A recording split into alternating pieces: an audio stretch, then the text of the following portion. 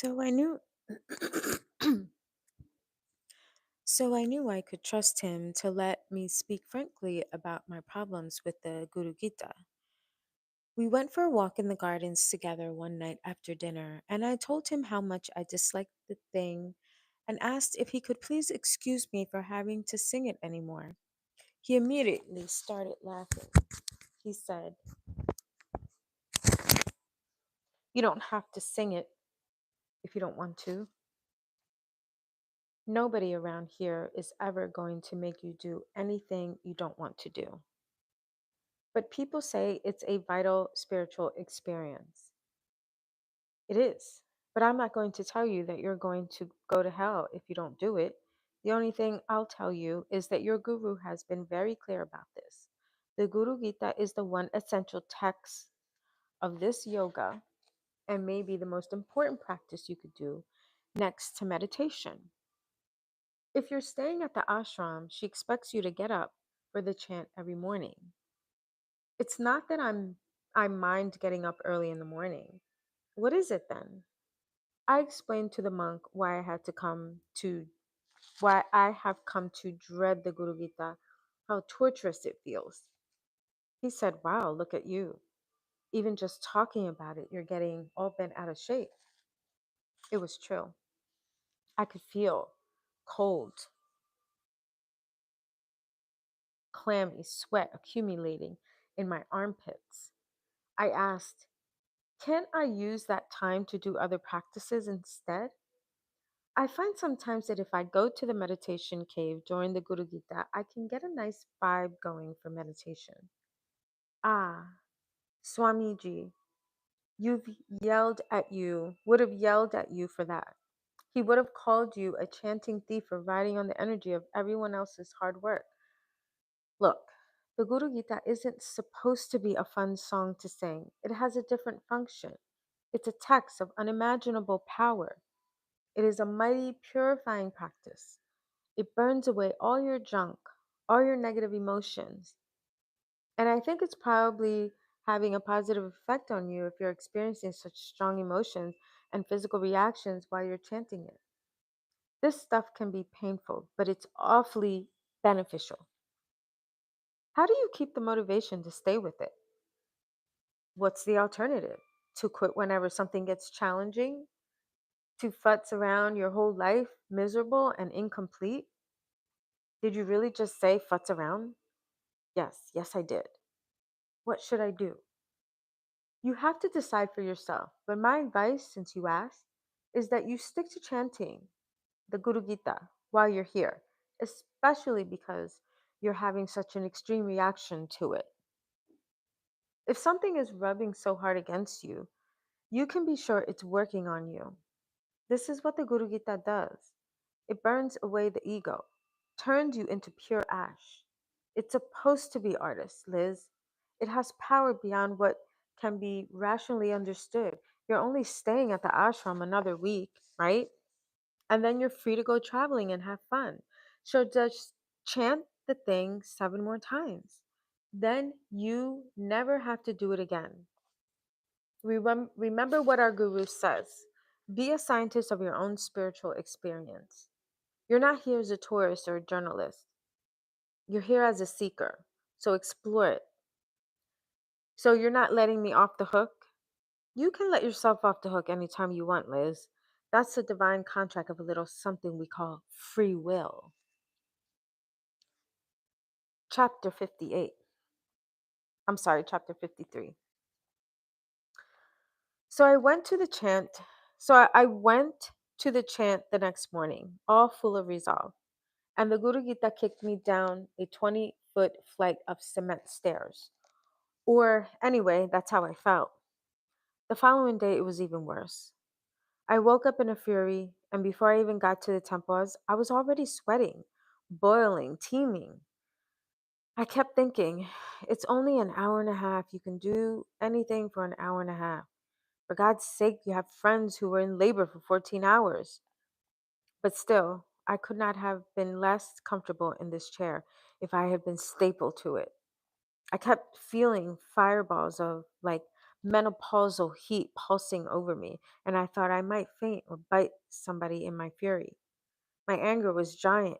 It took me it took in everyone in this world, but it was most specifically directed at Swamiji, my guru's master, who had instituted this ritual chanting of the Guru Gita in the first place. This was not my first difficult encounter with the great and now deceased yogi. He was the one who had come to me in my dream on the beach, demanding to know how I intended to stop the tide, and I always felt like he was riding me. Swamiji had been, all throughout his life, relentless, a spiritual firebrand. Like St. Francis of Assisi, Swamiji had been born into a wealthy family and had been expected to enter the family business. But when he was just a young boy, he met a holy man in a small village near his and had been deeply touched by the experience. Still, in his teens, Swamiji left home in a loincloth and spent years making pilgrimage to every holy spot in India, searching for a true spiritual master. He was said to have met over 60 saints and gurus, never finding the teacher he wanted.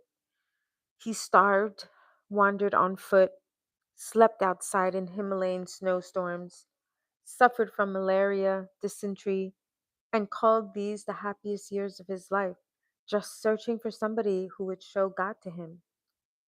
Over those years, Swamiji became a hatha yogi, an expert in Ayurvedic medicine and cooking, an architect, a gardener, a musician, and a sword fighter. This I love.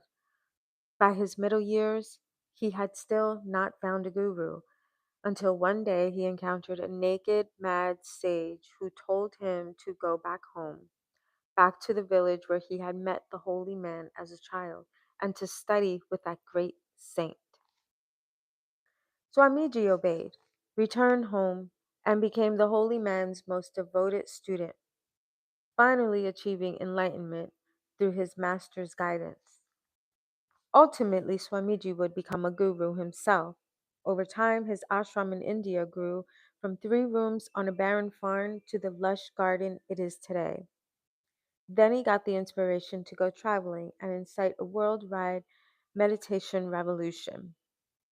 He came to America in 1970 and blew everybody's mind.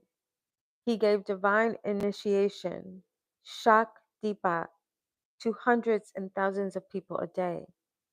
He had a power that was immediate and transformative. The Reverend Eugene Callender, a respected civil rights leader, a colleague of Martin Luther King Jr., and the pastor of a Baptist church in Harlem, remembers meeting Swamiji in the 1970s and dropping on his knees before the Indian man in amazement and thinking to himself, "There's no time for shucking and jiving now. This is it. This man knows everything there is to know about you." Swamiji demanded enthusiasm, commitment, self control. He was always scolding people for being jade, the Hindu word for inert. He brought ancient concepts of discipline to the lives of his often rebellious young Western followers, commanding them to stop wasting their own and everyone else's time and energy with their free-willing hippie nonsense. He would throw his walking stick at you one minute, hug you the next. He was complicated, often controversial, but truly world changing. The reason we have access now in the West to many ancient yogic scriptures is that Swamiji presided over the translation and revitalization of philosophical texts that had long been forgotten even in much of India. My guru was Swamiji's most devoted student. She was literally born to be his disciple. Her Indian parents were among his earliest followers. When she was only a child, she would often chant for 18 hours a day, tireless in her devotion. Swamiji recognized her potential, and he took her on when she was still a teenager to be his translator.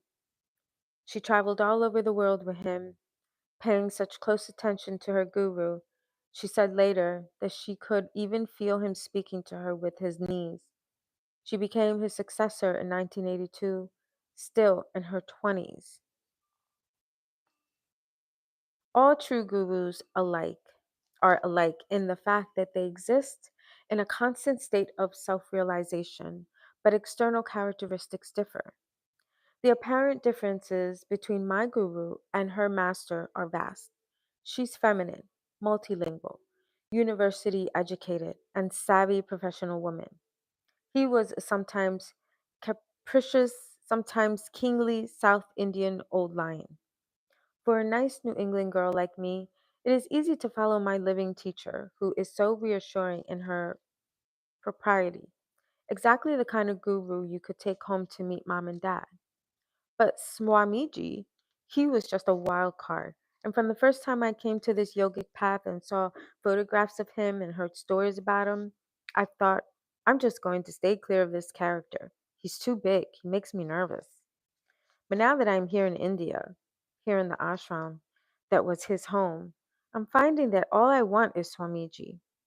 All I feel is Swamiji. The only person I talk to in my prayers and meditations is Swamiji. It's a Swamiji channel round the clock. I'm in the furnace of Swamiji here, and I can feel him working on me. Even in his death, there's something so earthy and present about him. He's the master I need when I'm really struggling, because I can curse him and show him all my failures and flaws, and all he does is laugh. Laugh and love me. His laughter makes me angrier, and the anger motivates me to act. And I never feel him closer to me than when I'm struggling through the Guru Gita with its unfathomable Sanskrit verses.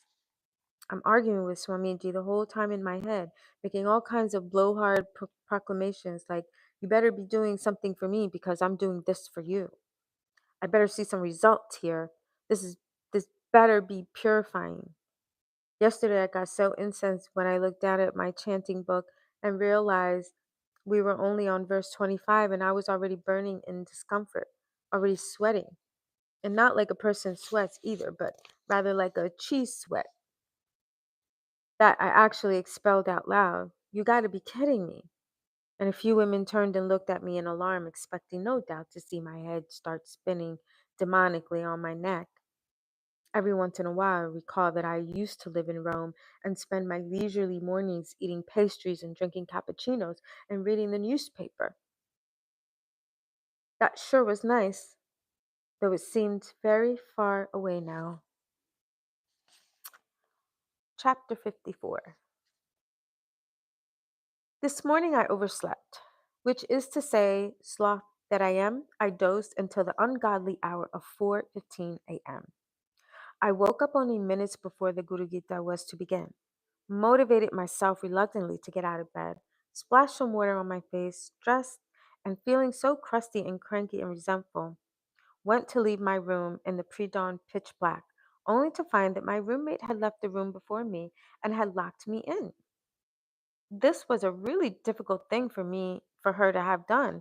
It's not that big a room, and it's hard not to notice that your roommate is still sleeping in the next bed. And she's a really responsible, practical woman, a mother of five from Australia. This is not her style, but she did it. She literally padlocked me in the room. My first thought was, if there were ever a good excuse not to go to the Guru Gita, this would be it. My second thought, though, well, it wasn't even a thought, it was an action. I jumped out of the window. To be specific, I crawled outside over the railing, gripping it with my sweaty palms and dangling there from 2 stories up over the darkness for a moment, only then asking myself the reasonable question, why are you jumping out of this building? My reply came with a fierce, impersonal determination. I have to go get to the Guru Gita. Then I let go and dropped backward, maybe 12 or 15 feet through the dark air to the concrete sidewalk below, hitting something on the way down that peeled a long strip of skin off my right shin, but I didn't care. I picked myself up and ran barefoot, my pulse slamming in my ears, all the way to the temple, found a seat, opened up my prayer book just as the chant was beginning, and bleeding down my leg the whole while. I started to sing the Guru Gita. It was only after a few verses that I caught my breath and was able to think my normal instinctive morning thought. I don't want to be here. After which I heard Swamiji burst out laughing in my head, saying, that's funny. You sure act like somebody who wants to be here. And I replied to him, okay, then you win. I sat there singing and bleeding and thinking that it was maybe time for me to change my relationship with this particular spiritual practice. The Guru Gita is meant to be a hymn of pure love, but something had been stopping me short from offering up that love in sincerity. So as I chanted each verse, I realized that I needed to find something or somebody to whom I could devote this hymn in order to find a place of pure love within me. By verse 20, I had it. Nick. Nick, my nephew, is an 8-year-old boy, skinny for his age, scarily smart, frighteningly astute, sensitive, and complex. Even minutes after his birth, amid all the squalling newborns in the nursery, he alone was not crying, but looking around with adult, worldly, and worried eyes, looking as though he'd done all this before so many times and wasn't sure how excited he felt about having to do it again. This is a child for whom life is never simple, a child who hears and sees and feels everything intensely, a child who can be overcome by emotions so fast sometimes that it unnerves us all. I love this boy so deeply and protectively, I realized, doing the math on the time difference between India and Pennsylvania, that it was nearing his bedtime back home. So I sang the Guru Gita to my nephew, Nick, to help him sleep. Sometimes he has trouble sleeping because he cannot still his mind. So each devotional word of this hymn, I dedicated to Nick. I filled the song with everything I wished I could teach him about life. I tried to reassure him with every line about how the world is hard and unfair sometimes, but that it's all okay because he is so loved.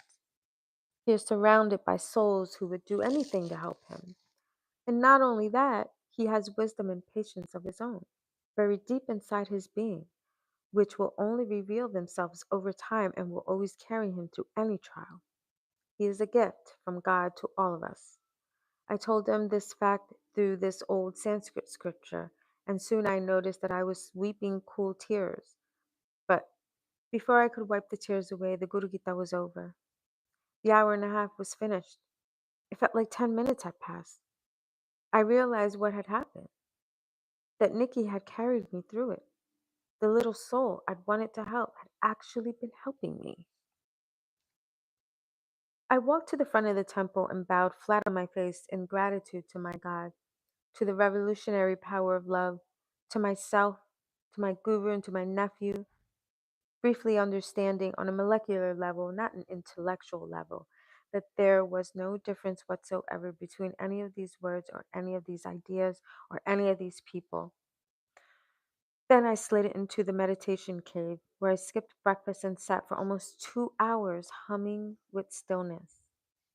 Needless to say, I never missed the Guru Gita again, and it became the most holy of my practices at the ashram. Of course, Richard from Texas went to great lengths to tease me about having jumped out of the dormitory, being sure to say to me every night after dinner, "See you at the Geet tomorrow morning, groceries, and hey, try using the stairs this time, okay?" And of course, I called my sister the next week, and she said that for reasons nobody could understand, Nick suddenly wasn't having trouble falling asleep anymore. And naturally, I was reading in the library a few days later from a book about the Indian saint Sri Ramakrishna, and I stumbled upon a story about a seeker who once came to see the great master and admitted to him that she feared she was not a good enough devotee, feared that she did not love God enough. And the saint said, "Is there nothing you love?" The woman admitted that she adored her young nephew more than anything on the earth. The saint said, "There then, he is your Krishna, your beloved. In your service to your nephew, you are serving God." But all this is inconsequential. The really amazing thing happened the same day I jumped out of the building. That afternoon, I ran into the Dalia, my roommate. I told her that she had padlocked me into our room. She was aghast. She said, "I can't imagine why I would have done that, especially because you've been on my mind all morning. I had this really vivid dream about you last night. I haven't been able to stop thinking about it all day." "Tell me," I said. "I dreamt that you were on fire," Delia said, "and that your bed was on fire too. I jumped up to try to help you, but by the time I got there, you were nothing but a white ash. Chapter 55.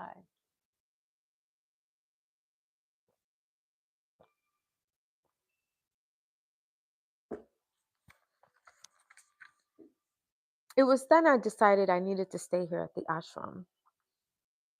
This was so totally not my original plan. My original plan had been to stay here for just 6 weeks, have a bit of transcendental experience, then continue traveling all over India, looking for God. I had maps and guidebooks and hiking books and everything. I had specific temples and mosques and holy men I was all lined up to meet. I mean, it's India. There's so much to see and experience here. I've got a lot of mileage to cover. Temples to explore, elephants and camels to ride, and I'd be devastated to miss the Ganges, the great Rajas- Rajasthani desert, the nutty Mumbai movie houses, the Himalayas, the old tea plantations, the Calcutta rickshaws racing against each other like the chariot scene from Ben Hur. And I was even planning on meeting the Dalai Lama in March up in Dar- Dharamsala. I was hoping he could teach me about God. But to stay put, to immobilize myself in a small ashram in a tiny little village in the middle of nowhere, no, this was not my plan. On the other hand, the Zen masters always say that you cannot see your reflection in running water, only in still water. So something was telling me it would be spiritually negligent to run off now, when so much was happening right here in this small cloistered place where every minute of the day is organized to facilitate self exploration and devotional practice. Did I really need to go on a bunch of trains and pick up intestinal parasites and hang around backpackers right now? Couldn't I do that later? Couldn't I meet the Dalai Lama some other time? Won't the Dalai Lama always be there? And if he should die, heaven forbid, won't they just find another one? Don't I already have a passport that looks like a tattoo circus lady? Is more travel really going to bring me any closer to revelatory contact with divinity? I didn't know what to do. I spent a day wavering over the decision. As usual, Richard from Texas had the last word. Stay put, groceries, he said. Forget about sightseeing. You got the rest of your life for that. You're on a spiritual journey, baby. Don't cop out and only go halfway to your potential. You got a personal invitation from God here. You really going to turn that away? But what about all those beautiful things to see in India? I asked. Isn't it kind of a pity to travel halfway around the world just to stay in a little ashram the whole time? Groceries, baby. Listen to your friend Richard. You go set your little white ass down in that meditation cave every day for the next 3 months, and I promise you this, you're going to start seeing some stuff that's so damn beautiful it'll make you want to throw rocks at the Taj Mahal. Chapter 56. Here's what I caught myself thinking about in meditation this morning. I was wondering where I should live once this year of traveling has ended. I don't want to move back to New York just out of reflex. Maybe a new town instead. Austin is supposed to be nice, and Chicago has all that beautiful architecture. Horrible winters, though. Or maybe I'll live abroad. I've heard good things about Sydney. If I lived somewhere cheaper than New York, maybe I could afford an extra bedroom and then I could have a special meditation room. That'd be nice. I could paint it gold, or maybe rich blue. No gold. No blue. Finally, noticing this train of thought, I was aghast. I thought, here you are in India, in an ashram, in one of the holiest pilgrimage sites on earth. And instead of commuting with the divine, you're trying to plan where you'll be meditating a year from now in a home that doesn't yet exist in a city yet to be determined. How about this? You spastic fool. How about you try to meditate right here, right now, right where you actually are? I pulled my attention back to the silent repetition of the mantra. A few moments later, I paused to take back that mean comment about calling myself a spastic fool. I decided maybe that wasn't very loving. Still, I thought in the next moment, a gold meditation room would be nice. I opened my eyes and sighed. Is this really the best I can do? So that evening, I tried something new. I recently met a woman at the ashram who's been studying Vipassana meditation. Vipassana is a ultra orthodox, stripped down, and very intensive Buddhist meditation technique. Basically, it's just sitting. An introductory Vipassana course lasts for 10 days, during which time you sit for 10 hours a day in stretches of silence that last 2 to 3 hours at a time. It's the extreme sport version of transcendence. Your Vipassana master won't even give you a mantra. This is considered a kind of cheating. Vipassana meditation is the practice of pure regarding, witnessing your mind, and offering your complete consideration to your thought pattern, but allowing nothing to move you from your seat. It's physically grueling too. You're forbidden to shift your body at all once you have been seated. No matter how severe your discomfort, you just sit there and tell yourself,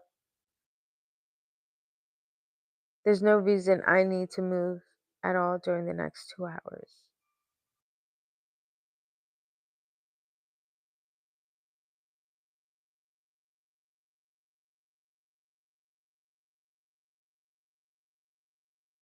If you're feeling discomfort, then you're supposed to meditate upon this discomfort, watching the effect that physical pain has on you. In our real lives, we're constantly hopping around to adjust ourselves around discomfort, which physical, emotional, and psychological, in order to evade the reality of grief and nuances. Vipassana meditation teaches that grief and nuance are inevitable in this life.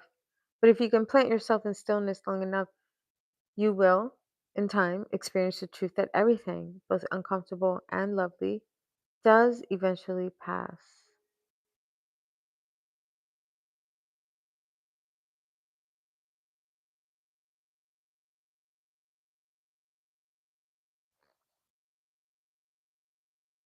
The world is afflicted with death and decay. Therefore, the wise do not grieve. Knowing the terms of the world, says an old Buddhist teaching. In other words, get used to it. I don't think Vipassana is necessarily the path for me. It's far too austere for my notions of devotional practice, which generally revolve around compassion and love and butterflies and bliss and a friendly God, what my friend Darcy calls summer party theology. There isn't even any talk about God in Vipassana, since the notion of God is considered by some Buddhists to be the final object of dependency, the ultimate fuzzy security blanket, the last thing to be abandoned on the path to pure detachment. Now I have my own personal issues with the very word detachment, having met spiritual seekers who already seem to live in a state of complete emotional disconnect from other human beings, and who, when they talk about the sacred pursuit of detachment, make me want to shake them and holler, buddy, this is your last thing you need to practice. Still, I can see where cultivating a measure of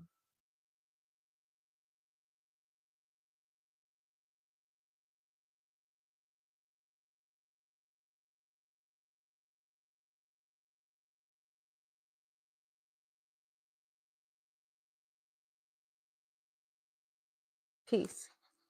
And after reading about Vipassana meditation in the library one afternoon, I got to think about how much time I spent in my life crashing around like a great gasping fish, either squirming away from some uncomfortable distress or flapping angrily towards ever more pleasure.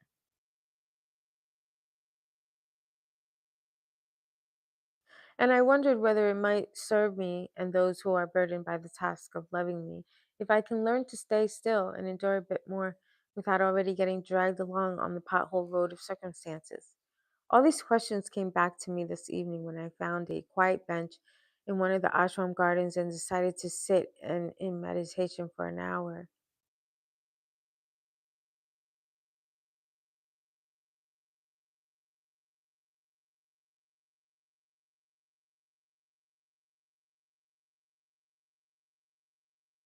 No movement, no agitation, not even mantra, just pure regarding. Let's see what comes up. Unfortunately, I had forgotten about what comes up at dusk in India. Mosquitoes. As soon as I sat down on that bench in the lovely garden, I could hear the mosquitoes coming at me, brushing against my face and landing in a group assault on a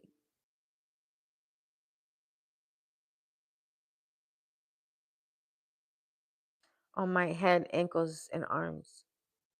And then their fierce little burns. I didn't like this. I thought, this is a bad time of day to practice Vipassana.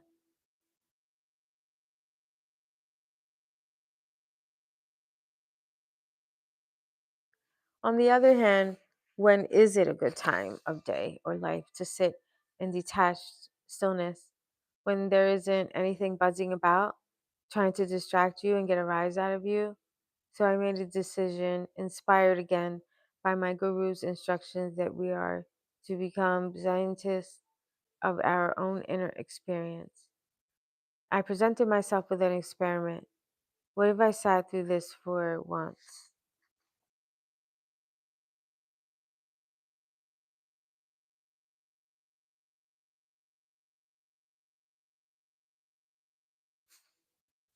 Instead of slapping and gripping, what if I sat through the discomfort just for 1 hour of my long life?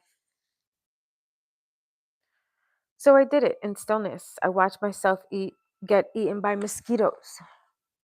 To be honest, part of me was wondering what this little macho experiment was meant to prove. But another part of me well knew it was a beginner's attempt at self mastery. If I could sit through this non lethal physical discomfort, then what other discomforts might I someday be able to sit through?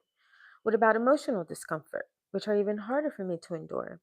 What about jealousy, anger, fear, disappointment, loneliness, shame, boredom? The itch was maddening at first, but eventually it just melded into a general burning feeling, and I rode that heat to a mild euphoria. I allowed the pain to lose its specific association and become pure sensation, neither good nor bad, just intense. And that intensity lifted me out of myself and into meditation. I sat there for 2 hours. A bird might very well have landed on my head. I wouldn't have noticed. Let me be clear about one thing. I recognize that this experiment wasn't the most stoic act of fortitude in the history of mankind, and I'm not asking for a Congressional Medal of Honor here.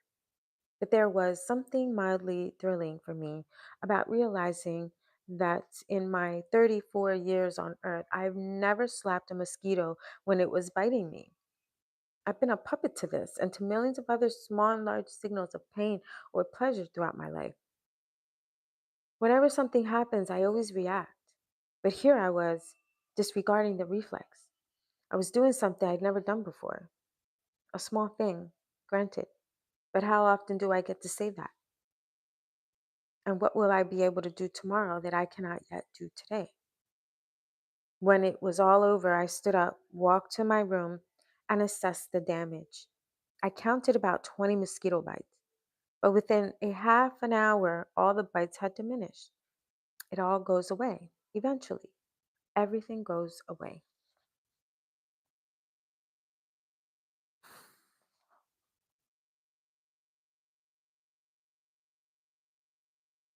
All right, guys, how are you enjoying these chapters so far?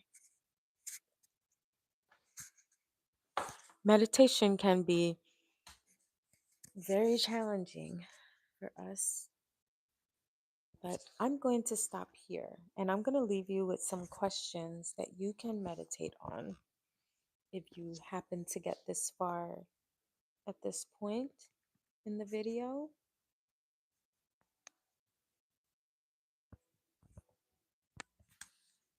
Okay, let's see.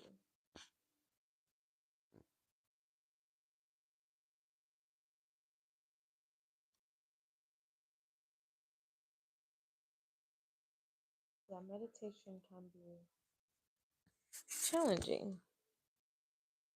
It can be a challenging thing, but here is what you can journal if you want.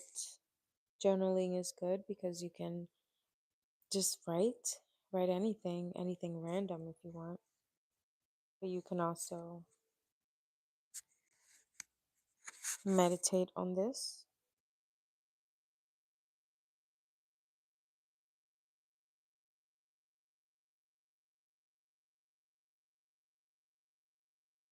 Wait, I'm looking for my questions. What is going on here? Okay, here we go. Have you ever tried meditating? And if so, what was your experience like? Was it peaceful? Was it frustrating? Or somewhere in between? Do you feel more comfortable being busy and distracted or sitting still with your thoughts?